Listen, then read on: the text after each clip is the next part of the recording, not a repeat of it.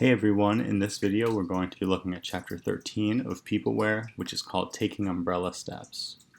It's been quite a ride, and having spent so much time learning about how terrible for productivity the OpenOffice format is, the authors are going to let us in on the better solution.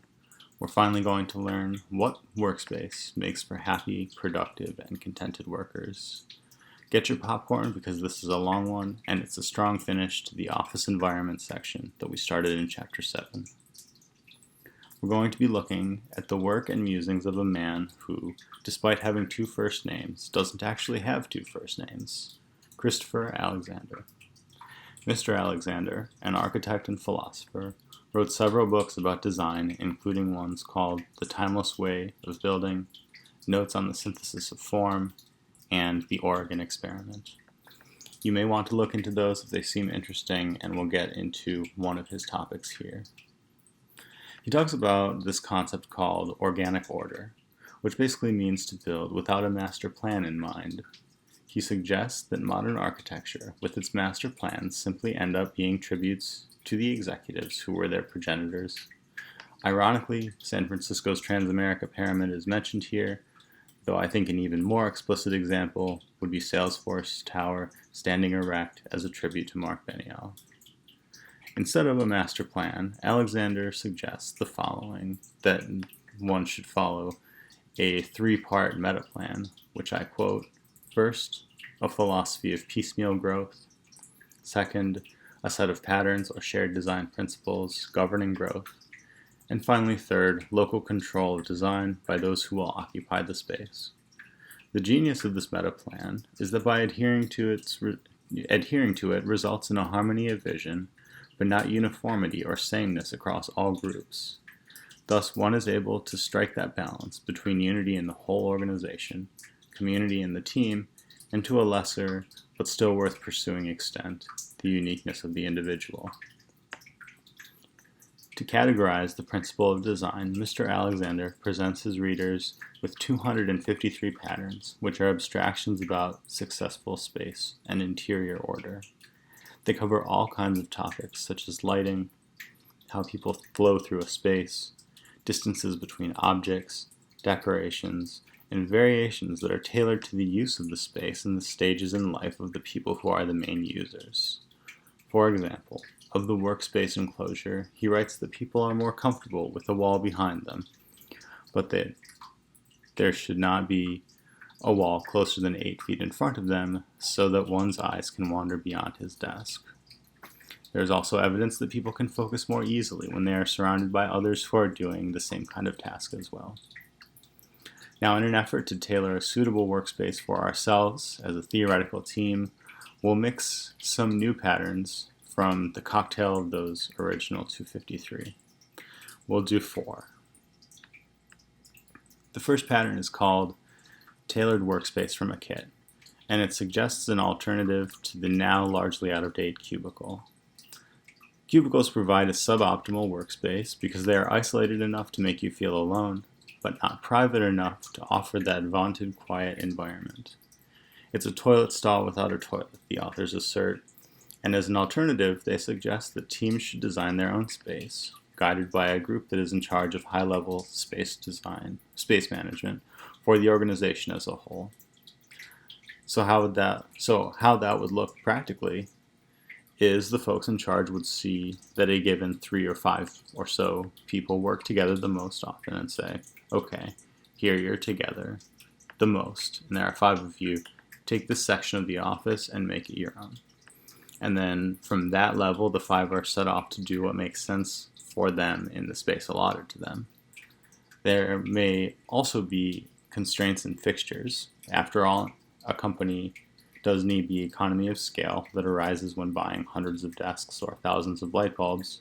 But the point is that given the constraints of XYZ, particular square footage, ABC, lamps, desks, chairs, and so on, the workers themselves should be assembling their own place.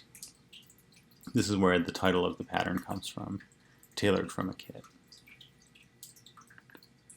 The second pattern is called Windows. In the course of arranging seats, everyone loves windows. No one wants a desk near the bathroom, and everyone wants a window. It's a decent reminder that there's life outside of work during a rough day, and we all need that vitamin D. Mr. Alexander has a great quote regarding windowless space and says, "Rooms without a view are like prisons for the people who have to stay in them." Spend a day in such an environment and you'll see that is very much the case. Now, it might be objected that not everyone can enjoy window seating, but the existence of hotels and the fact that all rooms do have at least one window is proof that the innate desire for a connection to nature can be accommodated in a scalable and cost-effective manner. One might object that such an arrangement is still not budget realistic, as the configuration able to deliver the most usable physical space is still the traditional rectangular skyscraper. However, the Danish government passed a law some years ago that every worker must have a window of his own, or at least a window in view from his desk, and this forced new construction to be done in a manner of long, narrow buildings, in a similar manner as hotels are made. Subsequent observation of the cost of construction was such that there was not a noticeable increase as a result of this new law. This practice has not been adopted elsewhere, however, because the cost of things like space are very visible, while the benefits of such policy in increased productivity, reduced turnover, etc. are largely invisible. The third pattern we see is called indoor and outdoor space. There is quite a joy in working outdoors at least some of the time. The fresh air, the respite from fluorescent light, the plants enveloping you in oxygen certainly paints a tranquil contrast to the off-white cells we're used to spending our days in. If possible, it really is a joy to be able to offer this to your workers.